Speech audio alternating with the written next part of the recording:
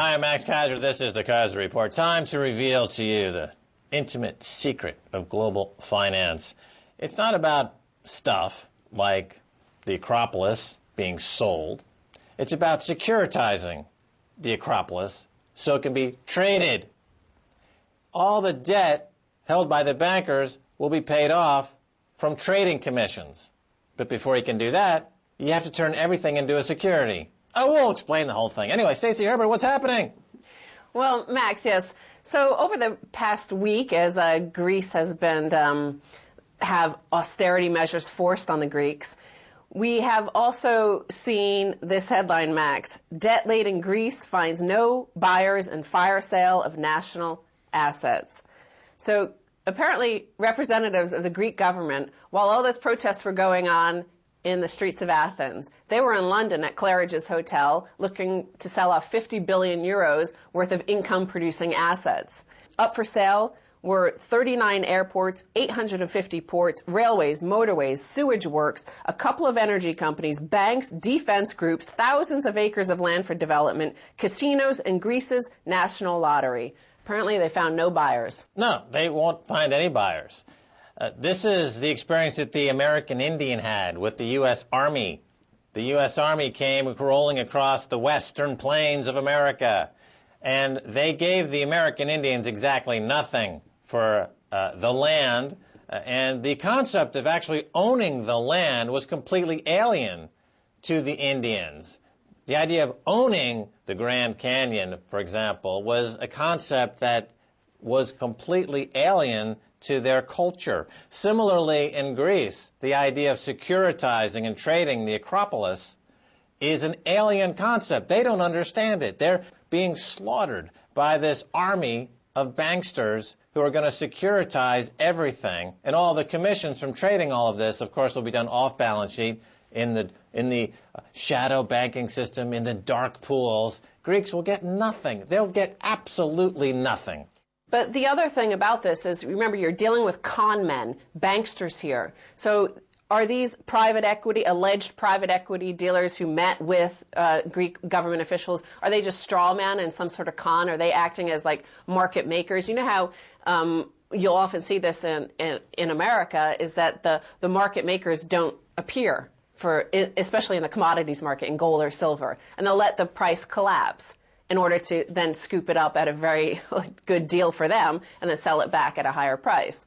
Well, yeah, I mean, to use my Indian metaphor, the Sioux Indian and other tribes are still waiting for the U.S. to make good on various treaties that were signed 300 years ago, 200 years ago, 100 years ago. That's not worth anything, the paper that these treaties are written on. If you think you're going to get anything in exchange for your assets from the banksters that are rolling across the feta plantations of Greece, you've got another thought coming. The feta cheese plantations? I'd never seen one. Feta is grown on a plantation, right? Isn't that how you raise feta? One of the things that was pointed out by one of these private equity bankers is he said there was a lack of transparency. Again, this is caused by Goldman Sachs has hidden all of the everything, assets, debts, everything off balance sheet. Nobody knows. There is no price discovery possible anymore thanks to Goldman Sachs and J.P. Morgan. Well, there will be once they securitize everything. Right now, the Acropolis has a value on the Greek books of 0. Now, when Goldman Sachs comes in and they take control of the Acropolis and they create a security based on the Acropolis, an Acropolis-backed securitization program, it'll have a value on the global markets. But it'll be traded off balance sheet in the dark exchange. Greeks won't have any access to it, but the international bankers will be trading it back and forth, and they'll be borrowing against it. That's the key thing. All these so-called austerity measures are a way for Goldman Sachs to securitize Greek assets, to lay another 200, 300, 400 billion in debt on top of the 500 billion in debt. So you've said many times that after Greece and the rest of Europe, America would become the next victim of the IMF. So now taunting the U.S. The IMF is following the same exact plan that they enacted against Europe. Economic crisis in Greece could reach the United States, IMF warns. So first they're saying the money markets, banks may spread the contagion, according to officials. So if something happens to Greece, they're saying that it could spread to the U.S., i.e. U.S. taxpayer, give us all your money for the IMF to bail out the Greek creditors. Oh, yeah, it definitely coming into the U.S. because some countries got wise. Brazil kicked the IMF out. The economy is booming. You had the same situation now in Egypt. They're saying no IMF loans, no World Bank. We don't want the terrorists. We don't want the financial terrorists, the market fundamentalists, the banker jihadis on Wall Street. We don't want them stinking suicide bankers like Lloyd Blankfein blowing himself up here in Egypt. But in America, since they are basically idol worshippers, pop idol worshippers of Lloyd Blankfein and his merry band of derivatives, fraudulent counterfeiters. Speaking of pop idol, there is a pop idolization going on of JP Morgan, which is the biggest of the bankster occupiers in the world. And they have this former beauty queen who's now a JP Morgan executive. And I see all of the financial blogs posting photos of her. And it's actually in the UK press as well, this hot babe who's this banker. So that's the sort of thing. They're trying to create this sort of worshipping of the Lindsay Lohan sort of things of the people of the world. Because, look, a lot of these celebrities who are worshipped via Twitter and Rupert Murdoch's tabloids, they get away with all sorts of stuff because people worship them. So if JP Morgan can start creating some Lindsay Lohan type bankers who people will they'll forgive all. How about Lloyd Blankfein, the male unicorn with his probing antler of malfeasance? Well, the IMF never has just a one-pronged attack. Speaking of the unicorn, they go multi-pronged. IMF urges U.S. to raise its borrowing limit or risk defaulting on debt, but warns that U.S. debt burden is unsustainable in long term. So August 4th, the U.S. needs to raise its debt ceiling or else it technically defaults. And the IMF is saying that you have to raise the debt ceiling, but your debt is unsustainable. Right, because the IMF, International Monetary Fund, World Bank, United Nations, they're running the show now. Barack Obama is just basically tap dancing to the IMF tune, isn't he? Well, as we see, all governments have to. Remember Papandreou in Greece. He was elected on a very specific platform of tossing these guys out. Within days, he was, swapping the credit default swaps that were worth tens of billions of dollars. He's giving them to buddies and people and secret bankers. Who knows? Oh, speaking of that swap that you just mentioned, Papandreou, his cronies raped the country for $20 billion. Based on that insider deal, credit default swap with the postal bank. I got contacted from a journalist at Harper's for their website in America. I gave them the facts of the story, and they didn't publish it. Harper's came back to the writer and said, this story is too one-sided against the U.S.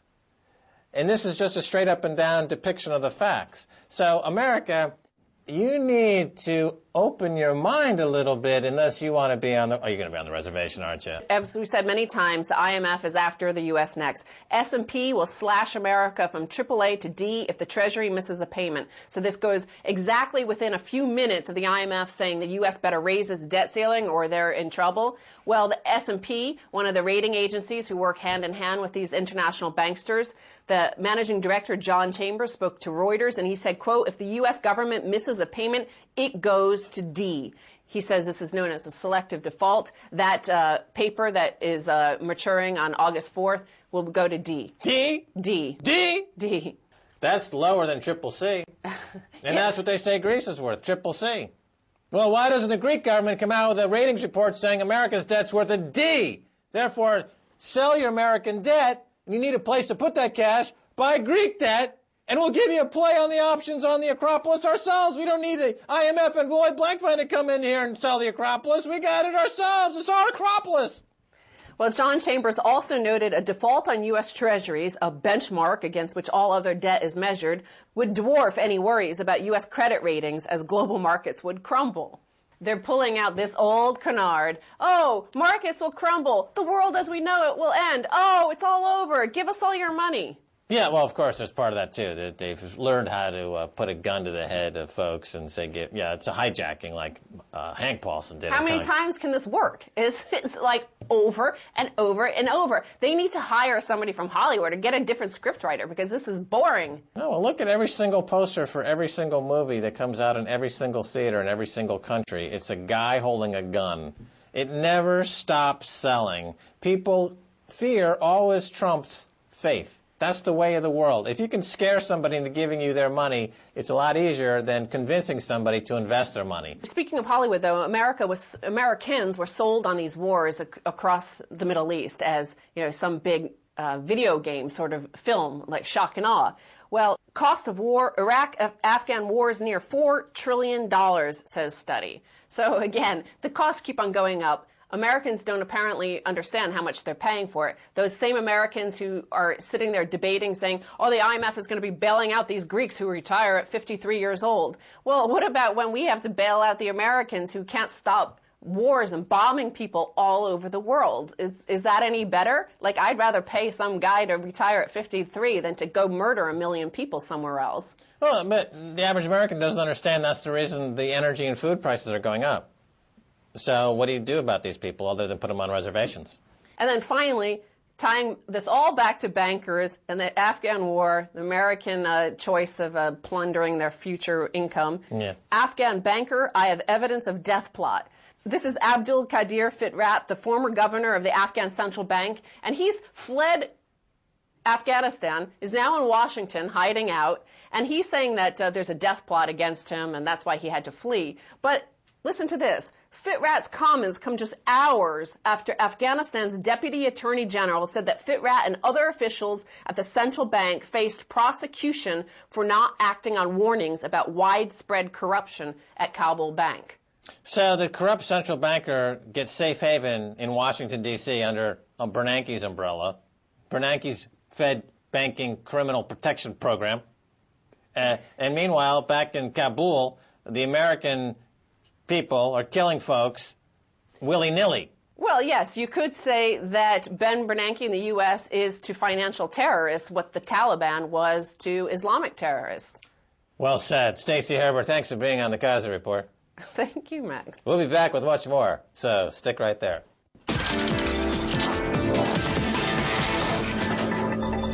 Hungry for the full story? We've got it firsthand. The biggest issues get a human voice, face-to-face with the newsmakers on RT.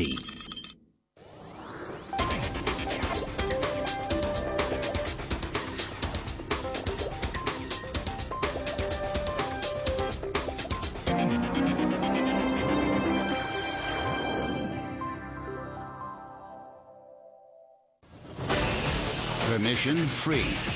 Accreditation free. Transport charges free. Arrangement free. Risk free. Stereotypes free. Download free broadcast quality video for your media projects at freevideo.rt.com.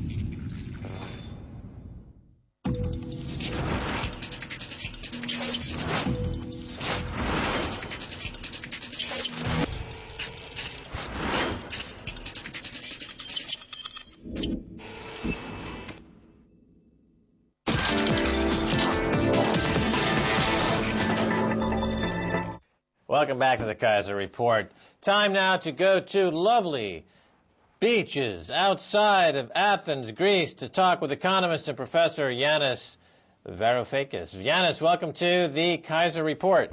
Thank you for having me. Yanis, more austerity measures for Greece. From the news footage, it appears the population doesn't like the plan. But what about economists like yourself? Do you like the plan? I think this is one of those occasions where the crowd collectively shows more rationality than the great and the good of the European Union, the policymakers, and all the analysts who are supporting what, in my estimation, is a highly irrational policy for dealing with a systemic crisis. Well, you've got two basic approaches to the various crises around the world. There's the austerity and tax approach, and then there's the let's print money accompanied by bailouts and work programs that we've seen in the U.S. Neither approach seems to work, does it? Well, it works a lot better in the United States than it works in Europe. Even though the United States is certainly not out of the woods, imagine what the situation would have been without the quantitative easing of Ben Bernanke today. Europe falls somewhere in between the two alternatives that you put forward. And the reason is that the Eurozone has a particularly nasty problem with the very design of its architecture, that neither Britain nor the United States feature. Right, exactly. There's an interesting historical precedent here with the introduction of the euro, which the Greece can't devalue against other currencies because it's locked into the euro. And it's basically going head-to-head, economically speaking, with Germany. I see Germany has just announced fantastic results with their economy, in part because they benefit from the lower euro because they're tied to Greece. So Germany is getting a benefit from the troubles in Greece in ways that a lot of people aren't talking about. Why shouldn't Germany just leave the euro so that they then are competing with China and America on a more pari passu basis instead of dragging Greece into the gutter as Germany is doing? Because if Germany leaves the euro, the little miracle that you described is going to go up in a puff of smoke within 24 hours. If they were to reconstitute the Deutschmark would revalue by 50, 60, 100%, and then they would lose their Chinese markets. And the only thing that keeps Germany going along swimmingly at the moment is the Chinese market. I want to just take this to a high level for a second here and pick your brain as an economist, because you mentioned comparing the U.S. and Europe and why quantitative easing perhaps was a better way to approach the crisis. However, in the U.S., it seems like all they did was buy some time. They bought maybe 2 or 2.5 years worth of time. And now, with S&P talking about downgrading U.S. debt to D, which would make it even less attractive than the current rating on Greek debt of CCC, it doesn't seem as though either approach really makes any sense, because what we're talking about here is more of a systemic problem. The banks have systemically corrupted the system in ways where they make all the money and everyone else suffers all the losses. Is that a fair characterization? Absolutely. I have ruffled a few feathers by saying that just like in 1991 socialism bit the dust, in 2008 we saw the end of capitalism. It sounds a bit extreme, but I do seriously believe that this is exactly what happened. We don't live under capitalism now. We live under a regime which I call bankruptocracy. It's not the same as bankocracy. It's not ruled by banks. It's ruled by bankrupt banks. The greater the failure of a bank in 2008 and in Europe today, the greater its power to set the agenda. It's a very strange regime that we live under, which defies the traditional left versus right arguments of free markets versus collective action or central planning. Now we have a situation where the more you have failed, the more spectacular your inability to generate profits, the more power you have over those who do. All right. Well, it's based on that scenario. The profits that were being made by these so-called too-big-to-fail banks were used to deregulate or dismantle free market capitalism, and they instituted a command-and-control financial autocracy in its place. So it's the failure, once again, of command and control that we saw in 1991, as you describe it. It's a repeat of 1991. It's a failure of the Politburo, of the Federal Reserve Bank, and other central bankers. Looking at Greece for a second, they, of course, through a 7-year period of history, experienced military dictatorship under the junta. Is there really much difference between the junta and the troika? It's funny you should ask me this. Yesterday I was talking to an old man who had fought as a partisan during the resistance against the Nazis in the 1940s. And he stunned me with a question. He said, well, imagine the Germans had won back then. Why would it be different now? So the juxtaposition that he drew was not with the junta, it was with the period of occupation under the Nazis. And then I asked him to continue along that line of thinking, and he said, well, look, if the Third Reich had prevailed, we would have a commissioner from Berlin running things in Greece. I don't want to go as far as he was going, but this came from a partisan, and I have to say that I was stuck for words for at least 10 seconds before I could conjure up enough strength to suggest that perhaps life would have been worse had the Nazis prevailed. All right, you mentioned Nazi occupation during World War II. Part of that story, of course, was the Nazis taking much of Greece's gold. Gold in Greece now amounts to 111 tons of gold. And I've asked this question to a few people. You're an economist. You know the history and the economics of Greece well. Do we have an estimate about how much gold Germany took from Greece during that occupation period of World War II? It's more than just a question of gold. You have to remember that during the occupation, the German authorities extracted a massive loan, in inverted commas, from the coffers of the Greek banking system, of the occupied banking system. If you combine the gold with that loan, you will come to a figure which in today's prices is more than 560 billion euros. Of course, the question is, what does this all mean? Is this legally enforceable? Yeah, okay, well, let me just interject there for a second, because you're saying, okay, the agreements that were made have been abrogated, they don't exist anymore.